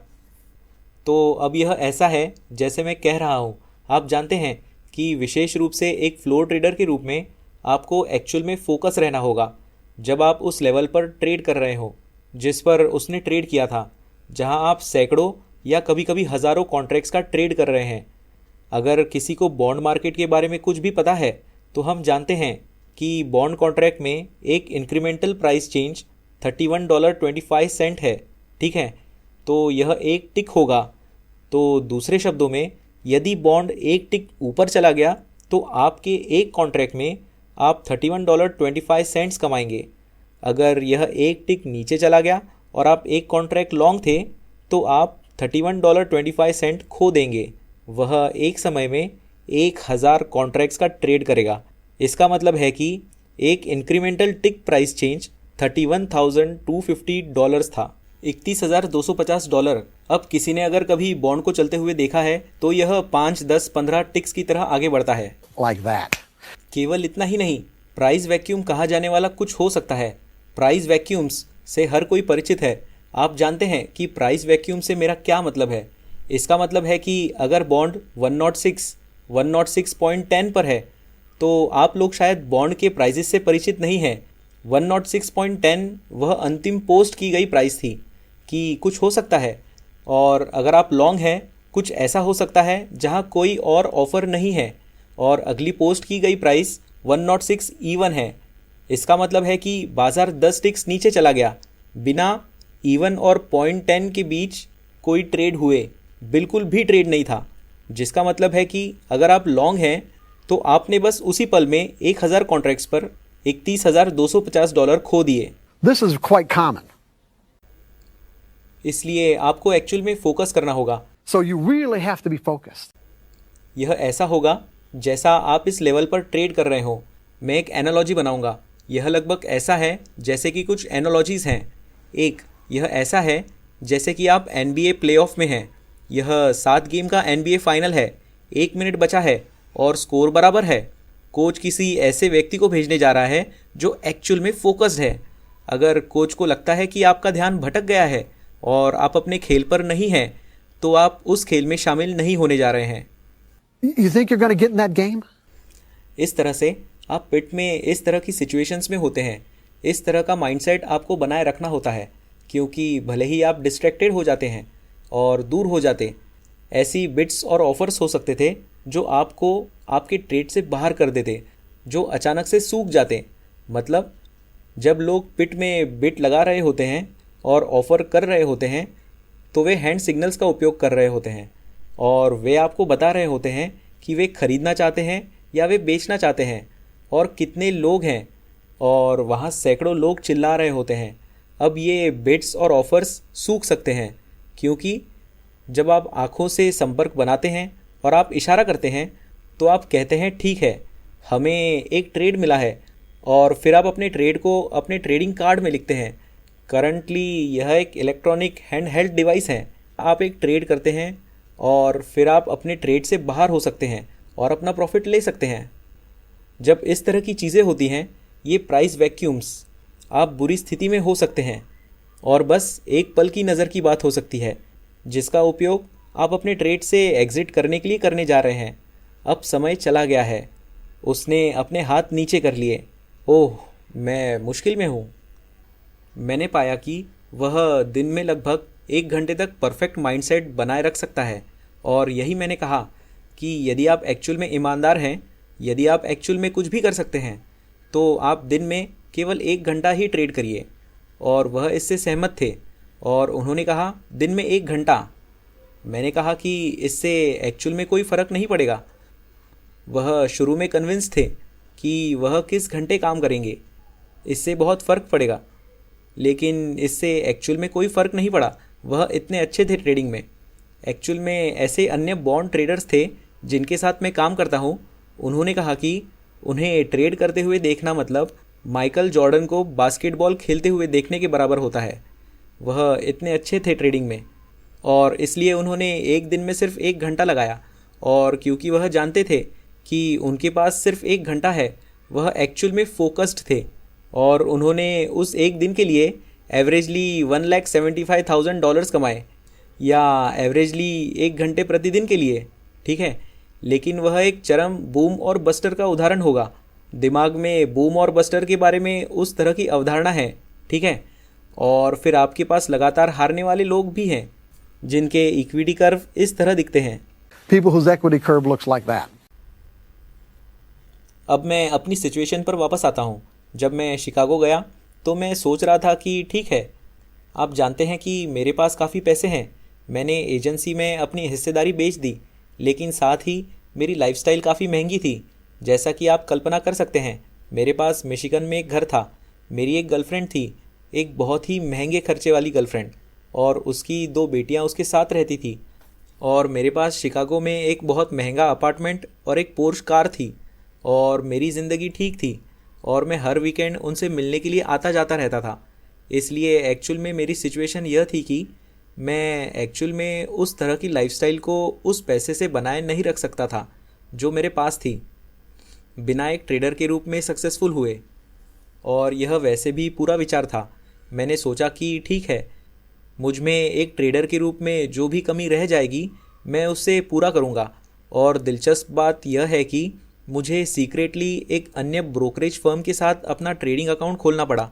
मैं मैरी लिंच के माध्यम से ट्रेड नहीं कर सकता था और ऑफिस में कोई और नहीं था जो अपने पैसे से ट्रेड करता था। मैं अकेला था जब तक कि कोई और इसे सीक्रेटली नहीं करता और मुझे नहीं मालूम पड़ता। मैं ऑफिस में एकमात्र व्यक्ति था जो एक्चुअल में अपने पैसे से ट्रेड कर रहा था, जो एक्चुअल में अपने क्लाइंट्स के लिए ट्रेड्स को लगाने के अलावा अपने लिए भी ट्रेड करता था। तो जो हुआ वो ये है, और इसका दूसरा हिस्सा ये है कि मेरे साथ भी ऐसा हुआ। मैं आपको सच में नहीं बता सकता कि मुझे ये पता था, लेकिन मैं नहीं जानता कि मुझे ये क्यों पता था। मुझे ये समझ में आया कि ट्रेडिंग स्ट्रैटेजी के अलावा कुछ और थी, मतलब साइकोलॉजी। मेरा मतलब है कि मैंने जो पहली ट्रेडिंग बुक खरीदी थी वह एक्चुअल में ट्रेडिंग पर पहली लिखी गई बुक थी, केवल पहली बुक जो विशेष रूप से ट्रेडिंग साइकोलॉजी पर डेडिकेटेड थी, जो जैक बर्नस्टेन्स की इन्वेस्टर की क्वेश्चन थी, जो 1980 में आई थी। और उस समय बहुत अधिक ट्रेडिंग बुक्स उपलब्ध नहीं थे और मैंने टेक्निकल एनालिसिस पर कोई बुक नहीं खरीदी। मैंने ट्रेडिंग साइकोलॉजी पर एक बुक खरीदी। इसलिए मैं न केवल बिल्कुल शुरुआत से ही ट्रेडिंग साइकोलॉजी की अवधारणाओं में डूबा हुआ था, बल्कि मैं बहुत डिटेल जर्नल्स भी रख रहा था कि मेरी अपनी थिंकिंग प्रोसेस में क्या चल रहा है। मैं मैरी लिंच ऑफिस में अन्य ब्रोकर्स से क्या ऑब्जर्व कर रहा था और साथ ही मैं अपने क्लाइंट्स के साथ बातचीत से क्या ऑब्जर्व कर रहा था। और मैंने देखा कि हम सभी एक ही पैटर्न्स और सेम प्रॉब्लम्स के लिए ट्रेंड थे। लेकिन सिर्फ मैं इतना कहूँगा कि क्योंकि मेरे पास यह समझने के लिए इस तरह का फाउंडेशन था कि यह बेसिकली साइकोलॉजिकल नेचर के थे, क्योंकि जब मैं प्रेजेंटेशन के स्किल सेक्शन में जाता हूँ तो हम जिन चीज़ों के बारे में बात करने जा रहे हैं उनमें से एक यह है कि जब आप ट्रेडिंग स्किल्स को देखते हैं तो हम किस तरह के स्किल्स के बारे में बात कर रहे हैं। हम एक प्रोफेशनल की तरह सोचने के बारे में बात कर रहे हैं। हम यह कह रहे हैं कि स्किल्स सभी मानसिक प्रकृति के हैं, और वे हैं क्योंकि जब आप एक्चुअल में इसके नीचे जाते हैं तो आप एक्चुअल में इसके बारे में सोचना शुरू करते हैं। ट्रेड करने के लिए कौन से फिजिकल स्किल्स की आवश्यकता है? हम गोल्फ स्विंग या टेनिस रैकेट या किसी अन्य प्रकार के फिजिकल एफर्ट के बारे में बात नहीं कर रहे हैं जिससे हम फेमिलियर हैं। हमें ट्रेड करने के लिए किस तरह के फिजिकल स्किल की आवश्यकता है? What kind of skills what does it take physically to put on a trade? A mouse click. A mouse click, that's it. The mouse click, बस इतना ही। माउस को हिलाने और खरीदने या बेचने के लिए बटन पर क्लिक करने की आपकी क्षमता, यह इतना सरल है। It's that simple. और इसके सरल होने के परिणाम स्वरूप यह सोचना आसान है कि हे भगवान, ट्रेडिंग इतनी आसान है। यह नहीं है। जैसा कि आप शायद अच्छी तरह से जानते हैं, चाहे आप लंबे समय से या थोड़े समय से ही इस इंडस्ट्री में हैं, कुछ बहुत ही एक्सपीरियंस्ड साइकोलॉजिकल स्किल्स है जिन्हें आपको इस तरह के इक्विटी कर्व को प्राप्त करने के लिए हासिल करना होगा। और वर्चुअली ये सभी स्किल्स बिना किसी फियर के ट्रेड करने के तरीके सीखने पर बेस्ड है। बेसिकली यह पूरी वर्कशॉप इसी बारे में है, बिना किसी फियर के ट्रेड करना सीखना, क्योंकि यही वह चीज़ है जो वर्चुअली आपको परेशान करने वाली है। एक ट्रेडर के रूप में आप जो कुछ भी गलत कर सकते हैं वह उस चीज़ का परिणाम होगा जिससे आप डरते हैं, और उस डर से मार्केट इन्फॉर्मेशन की आपकी धारणा पर प्रभाव पड़ता है। And the effects that fear has on your perception of market information. तो मेरी सिचुएशन के साथ यह ऐसा है कि मैंने यह सब छोड़ दिया है, शिकागो जाकर यह सीखने के लिए कि ट्रेड कैसे किया जाता है, यह पता लगाने के लिए कि केवल वही लोग हैं जो एक्चुअल में ट्रेड करना जानते हैं। उस समय लोगों के पास यह था, लेकिन मेरी उन तक पहुंच नहीं थी, जिसका अर्थ है कि इंडस्ट्री में कुछ बड़े नाम थे जिन्होंने एक्चुअल में यह पता लगाने के लिए कभी समय नहीं लिया या प्रयास नहीं किया कि एक्चुअल में यह क्या है, जिसने उन्हें कंसिस्टेंटली राइजिंग इक्विटी कर्व को बनाने की अनुमति दी। ठीक है, हाँ, आपको फ्लो के साथ जाना होगा। Trend is your friend, cut your losses और लेट योर विनर्स रन। आप जानते हैं कि ये सभी छोटे छोटे फ्रेजेस हैं, लेकिन यह ऐसा है कि कौन जानता था कि इसका क्या मतलब है और इसे कैसे करना है। हाँ, यह बहुत अच्छा लगता है। अपने लॉसेस को कम करें और अपने मुनाफे को चलने दें। ओह, आप जानते हैं कि अपने लॉसेस को कम करना सीखना बहुत ही कठिन हो सकता है। अपने प्रॉफिट्स को बढ़ने देना अपने लॉसेस को कम करने से 10 गुना अधिक कठिन हो सकता है। स्किल के संदर्भ में यह सीखना सबसे कठिन चीज़ों में से एक है कि अपने प्रॉफिट्स को कैसे बढ़ने देना है। तो ऐसा था जैसे टेंशन्स बढ़ते जा रहे थे और मेरी लाइफस्टाइल ख़त्म होती जा रही थी। ये मेरे पैसे को ख़त्म कर रहा था। और उन चीज़ों में से एक जो मैं कहूँगा कि उस समय मेरी विशेषता थी, अगर मैं किसी चीज़ के बारे में पैशनेट था तो वो थे मेरे उधार। जहाँ तक मेरा संबंध था, मेरे उधार ऐसे थे जैसे जीवन में सबसे महत्वपूर्ण चीज़ है फॉल्टलेस उधार होना। मैं उधार चुकाने से कभी नहीं चूकता था। Flawless. और अब मैं ऐसी सिचुएशन में हूँ जहाँ मैं एक्चुअल में पैसे खो रहा हूँ और मेरे ट्रेडिंग लॉसेस हो रहे हैं। ऐसा नहीं है कि मैं ट्रेडिंग में बहुत सारा पैसा लॉस कर रहा हूँ, क्योंकि मैंने एक्चुअल में हैमरेजिंग को रोक दिया है। मैं उस तरह से ट्रेडिंग नहीं कर रहा था जहाँ मैं एक्चुअल में पैसे खो रहा था, लेकिन मैं कोई पैसा नहीं बना रहा था। और ऐसा है, मेरे मस्तिष्क के पीछे हमेशा एक छोटी सी आवाज़ थी जो मेरी कॉन्शियसनेस के सामने आती थी और कहती थी, तुम्हें पता है मार्क, इससे ट्रेडिंग बेहतर नहीं हो रही है। यहाँ कुछ गड़बड़ है, यहाँ कुछ तो गड़बड़ है। ऐसा लगता है जैसे इम्प्रूवमेंट है ही नहीं। फिर मैं अपने आप को मोटिवेट करता हूँ, हाँ, जैसे कि ये सब ठीक होने वाला है, मैं इसका पता लगा लूँगा, ये सब ठीक होने वाला है। अंत में मैं उस पॉइंट पर पहुँच गया जहाँ मेरे पास सचमुच पैसे नहीं थे और मेरे पास एकमात्र चॉइस बैंकरप्सी फाइल करना था। सौभाग्य से मैं ऐसी सिचुएशन में था जहाँ मेरे पास 2 घर थे, एक शिकागो में और दूसरा मिशिगन में, और इसलिए मेरे पास यह चॉइस थी कि मैं कहाँ बैंकरप्सी फाइल करूं। और बेशक मैंने मिशिगन में फ़ाइल किया, क्योंकि अगर मैरी लिंच को पता चल जाता तो शायद उन्होंने मुझे जॉब से निकाल दिया होता। असल में किसी को नहीं पता था कि मेरे साथ क्या हो रहा था। शिकागो में मेरे जानने वाले में से किसी को भी नहीं पता था कि क्या हुआ था। इसलिए मैंने मिशिगन में बैंकरप्सी फाइल की। और सचमुच उधार के बारे में मैं अपने एटीट्यूड के कारण सोच रहा हूँ। मैं सोच रहा हूँ कि अगर मुझे यह करना पड़ा तो मैं समाज की दरारों में गिर जाऊँगा और कभी वापस नहीं आ पाऊँगा। मुझे सच में विश्वास है कि ईमानदारी से भगवान ने एक्चुअल में ऐसा किया। मैं बस यह नहीं देख पाया कि ऐसा कुछ करने के बाद कैसे जीना संभव है। और निश्चित रूप से मैंने जो पाया वह यह है कि, और जब मैं समाप्त हुआ, मेरा मतलब है कि मैं द डिसिप्लिन ट्रेडर में क्या कहता हूँ, और मैं एक्चुअल में इस बारे में द डिसिप्लिन ट्रेडर में बहुत विस्तार से नहीं जाऊँगा, लेकिन सिर्फ यह कहने के लिए कि मैं एक्चुअल में क्या समाप्त हुआ। मेरे पास एक अपार्टमेंट था, मेरे पास मेरा बिस्तर और मेरा टीवी था, और जब मैंने बैंकरप्सी फाइल की तब भी मैं हर चीज़ में एक्टिव था। मतलब मैं अपने किसी भी बिल पर एक दिन भी लेट नहीं हुआ। सच तो यह है कि मैंने फाइनेंस कंपनी को फ़ोन करके कहा कि वे आकर मेरी कार ले जाएं, लेकिन मैंने एक भी ईएमआई मिस या देरी नहीं की थी। मैंने कहा कि मैं अब और ईएमआईस नहीं भर सकता, आप शायद कार को अपने कब्ज़े में लेना चाहते होंगे। तो यह ऐसा था कि आओ और कार ले जाओ, और निश्चित रूप से उन्होंने ऐसा ही किया। और दोस्तों, इसके बारे में एक मज़ेदार कहानी है। मैंने यह कभी किसी को नहीं बताया, लेकिन आप लोग इसके बारे में एक मज़ेदार कहानी सुनना चाहते हैं? जब वह आदमी कार लेने आया और मैं सोच रहा था कि क्योंकि हम अपार्टमेंट बिल्डिंग के सामने हैं और अगर वह कार लेने जा रहा है तो मुझे किसी प्रकार की रिसिप्ट मिलनी चाहिए कि कार बिल्कुल परफेक्ट कंडीशन में है, क्योंकि मुझे नहीं पता कि ये कार के साथ क्या करने जा रहा है। मतलब मुझे नहीं पता।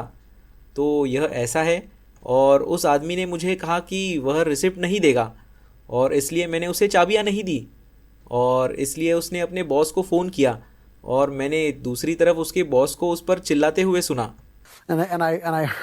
I heard his boss on the other end of the line screaming at him, "You do whatever he wants to get those keys." यह ऐसा है जैसे उन्होंने कुछ और भी कहा जो मैं इस पर्टिकुलर प्रेजेंटेशन में नहीं कहने जा रहा हूँ।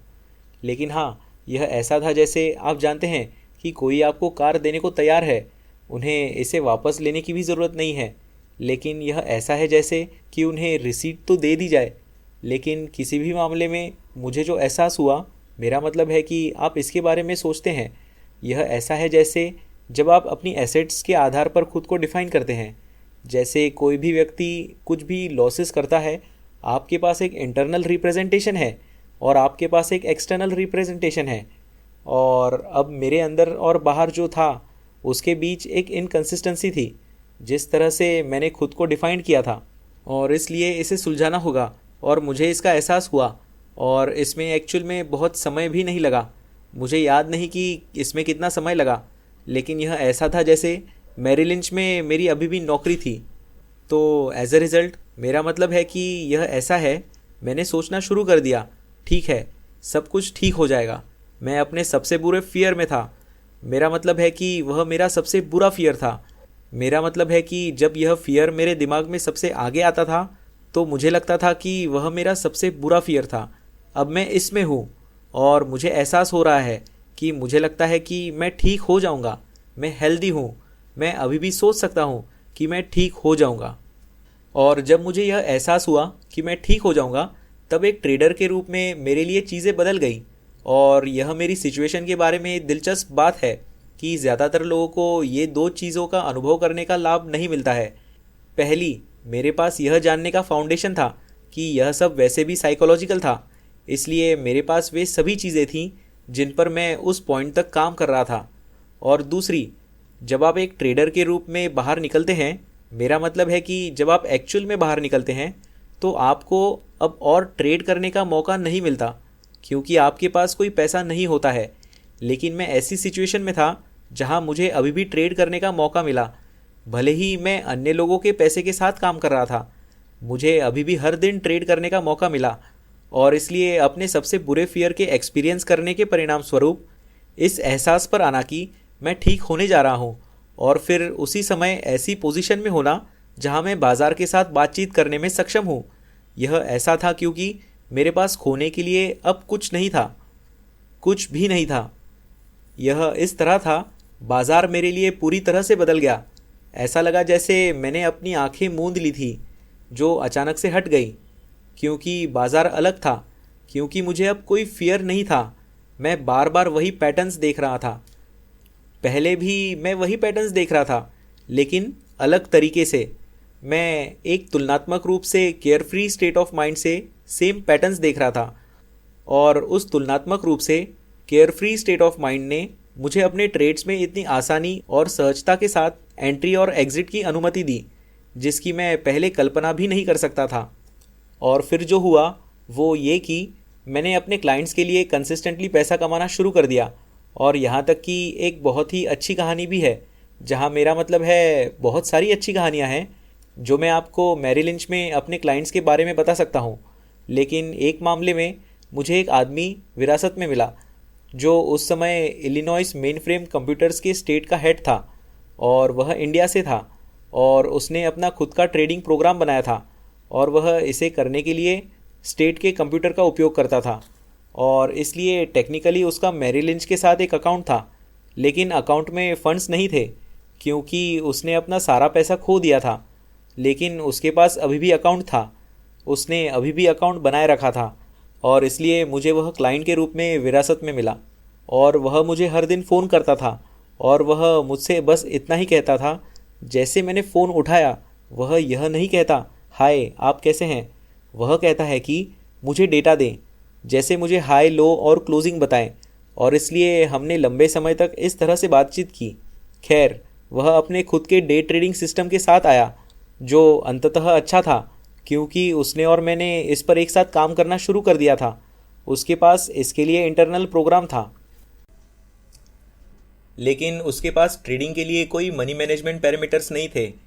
इसलिए उसके साथ इस पर काम करने के लगभग 2 या 3 महीने बाद हम कुछ बहुत अच्छे मनी मैनेजमेंट पैरामीटर्स के साथ आए, और फिर मेरे सभी क्लाइंट्स ने इसका ट्रेडिंग करना शुरू कर दिया, और हम दिन ब दिन लगातार पैसे कमा रहे थे, यहाँ तक कि उस पॉइंट तक जहाँ मैरी लिंच ने नोटिस करना शुरू कर दिया था कि मेरा कस्टमर बेस क्या कर रहा है, क्योंकि मेरा कस्टमर बेस पैसे कमा रहा था।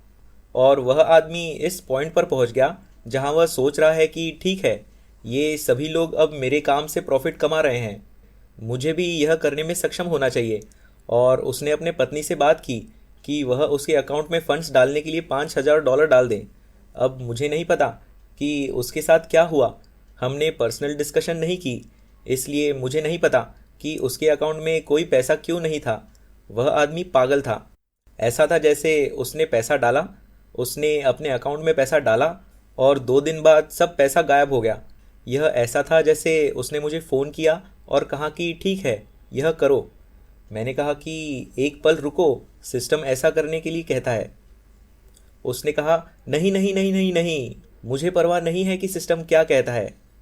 वह अपने किसी भी रूल्स का पालन नहीं करता था। अब यहाँ हमारे पास एक ट्रैक रिकॉर्ड था, हमारे पास एक वैलिड ट्रैक रिकॉर्ड था, genuine, real money, day after day. उसे अपने अकाउंट में कुछ रुपए मिलते हैं और ऐसा लगता है कि वह सोचता है कि वह जानता है कि बाजार कहाँ जा रहा है। जैसा मैंने कहा कि उसने 2 दिनों में अपना पूरा अकाउंट उड़ा दिया था और यह सब खत्म हो गया था। मुझे सिस्टम नहीं मिला क्योंकि यह इलिनॉय स्टेट में उसका कंप्यूटर मेन फ्रेम कंप्यूटर्स में था और उसके साथ कोई और संपर्क नहीं था। और इसके तुरंत बाद मुझे मैरीलैंड से निकाल दिया गया क्योंकि इनमें से एक मैनेजमेंट कंसल्टेंट थी जो न्यूयॉर्क से आई थी और वह ऑफिस में जा रही थी, सभी अलग अलग ब्रोकर से बात कर रही थी क्योंकि जो कुछ भी था वह उसे पता लगाने की कोशिश कर रही थी। और वह मेरे पास आई और उस समय तक मैं पहले ही द डिसिप्लिन ट्रेडर लिख रहा था और इसलिए वह यह कहने में बहुत एक्साइट थी, ओह हाँ, यह वही है जो मैंने पाया, यह वही है जो मैंने सीखा है। और उसकी आंखें चमक उठी और कहा कि यह बिल्कुल वही है, यह बिल्कुल वही है जिसकी हम तलाश कर रहे थे। और वह बस हमने लगभग 1.5 घंटे तक बात की और वह बहुत उत्साहित थी।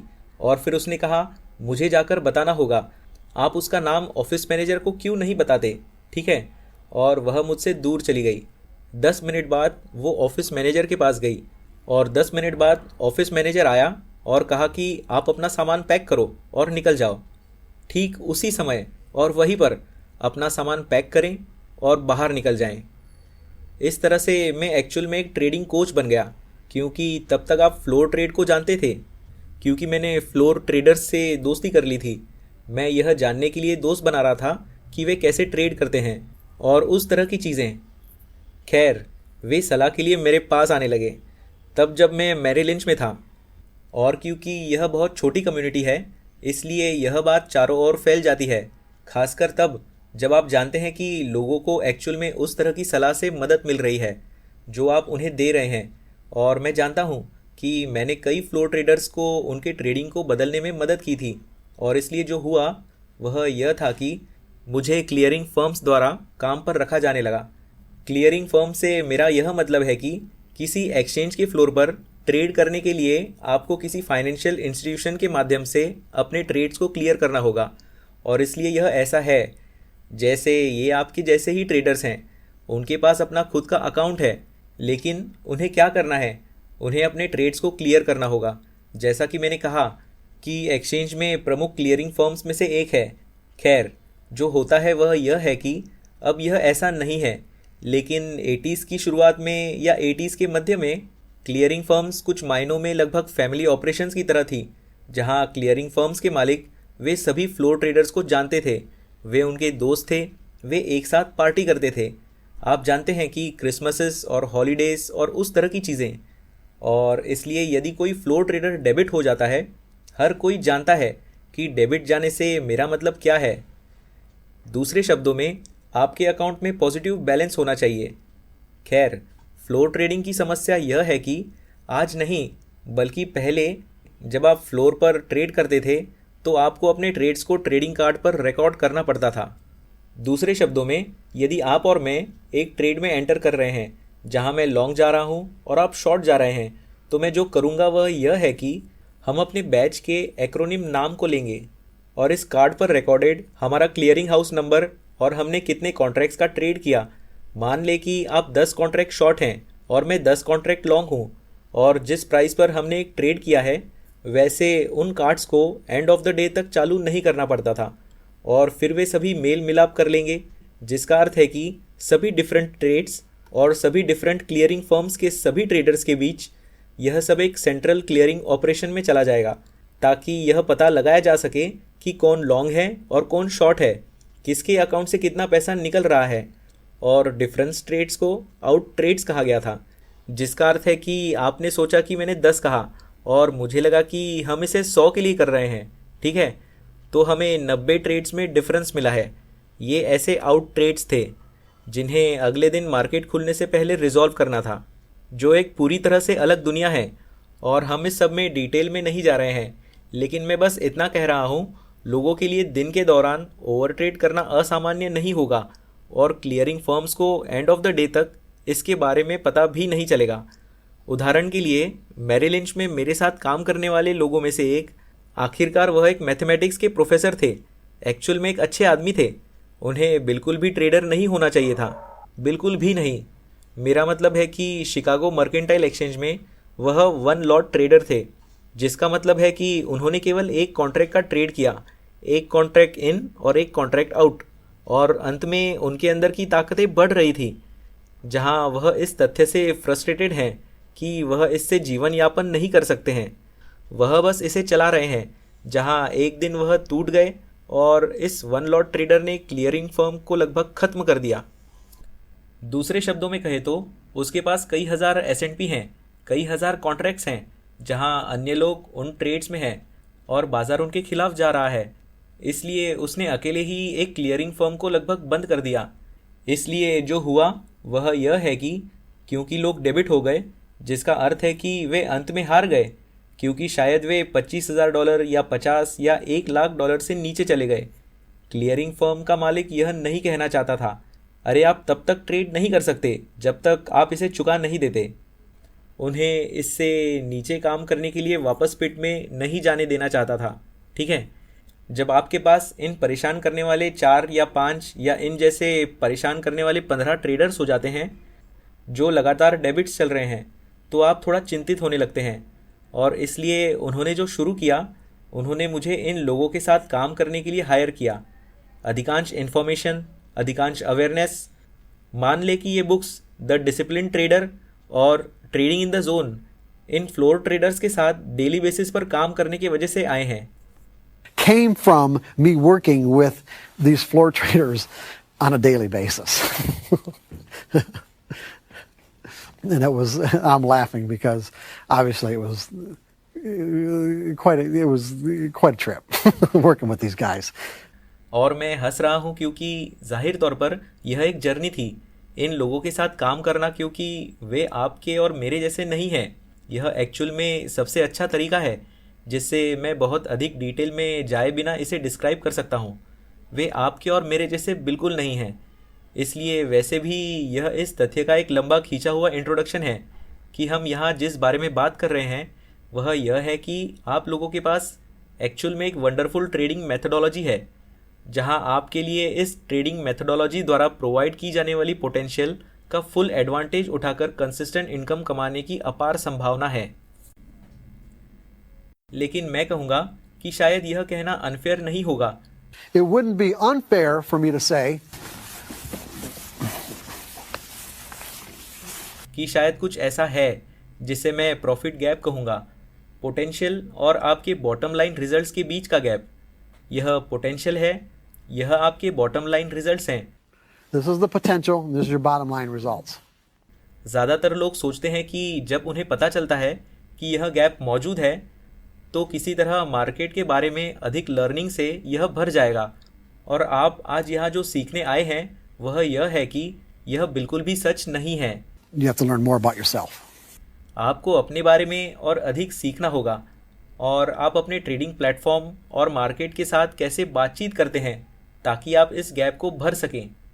और जब मैं साइकोलॉजिकल स्किल्स के बारे में बात करता हूँ तो क्या कोई साइकोलॉजिकल स्किल्स का एक उदाहरण सोच सकता है? यह मुश्किल है। मैं यह नहीं कह रहा हूँ कि आपके पास आंसर होना चाहिए, लेकिन क्या आप एक सिमिलैरिटी के बारे में सोच सकते हैं? और शायद रास्ते के अन्य हिस्सों में हम खुद को व्यक्त करते हैं कि आप सोच सकते हैं कि साइकोलॉजिकल स्किल्स का एक उदाहरण क्या होगा? Anger management. Anger management? Okay, that's good. Anybody else? एक सिचुएशन के बारे में सोचें। क्या किसी ने यहाँ विंबलडन बास्केटबॉल मैच देखा है? हाल ही में मैं एक बड़ा टेनिस प्रशंसक नहीं हूँ, लेकिन मैं इसे देख रहा था, और क्योंकि मुझे पता था कि मैं यहाँ यह वर्कशॉप कर रहा था, यह कुछ ऐसा है जो एक्चुअल में मेरे दिमाग में चिपक गया है। उदाहरण के लिए, एक प्रो बास्केटबॉल प्लेयर के बीच क्या अंतर है जो फ्री थ्रो लाइन पर खड़ा हो सकता है और लगातार 20 या यहाँ तक कि 30 हिट कर सकता है, जहाँ वेरिएबल्स के बारे में बात फिक्स्ड है। The line and the basket and the distances, they're all fixed. Line और बास्केट और डिस्टेंसेस ये सभी फिक्स्ड हैं और उनके पास हिट करने के लिए मोटर स्किल्स हैं। जैसे मैंने कहा कि लगातार 10, 15, 20, लेकिन वे ऐसी सिचुएशन में आ जाते हैं जहां 1 सेकंड बचा है और स्कोर टाई है और यह बास्केट गेम जीतने जा रहा है और वह चोक करता है। यह एक साइकिल है। जो व्यक्ति चोक नहीं करता उसके पास एक साइकोलॉजिकल स्किल होता है जो दूसरे के पास नहीं है। बिना किसी फियर के ट्रेड करना एक साइकोलॉजिकल स्किल है। यह एक ऐसा स्किल है जिसे प्रोफेशनल्स ने हासिल किया है और वे टिपिकल माइंडसेट से आगे बढ़ चुके हैं, या जिस तरह की माइंडसेट से टिपिकल ट्रेडर काम करते हैं। Or the kind of mindset that the typical trader operates out of. इसलिए जब हम ट्रेडिंग करने या एक प्रो की तरह सोचने की बात कर रहे हैं तो मैं बिल्कुल यही कह रहा हूं। मैं यह कह रहा हूं कि आगे बढ़ने के लिए आपको अपने टिपिकल माइंडसेट को इवॉल्व करना होगा So that you can ताकि आप पूरा एडवांटेज उठा सकें। यह लाइन पोटेंशियल को रिप्रेजेंट करती है कि आप अपनी मेथोडोलॉजी की पोटेंशियल का एडवांटेज उठा सकें, कि आप अपनी मेथोडोलॉजी का पूरा एडवांटेज उठा सकें, क्योंकि इसका संबंध आपकी स्टेट ऑफ माइंड से है।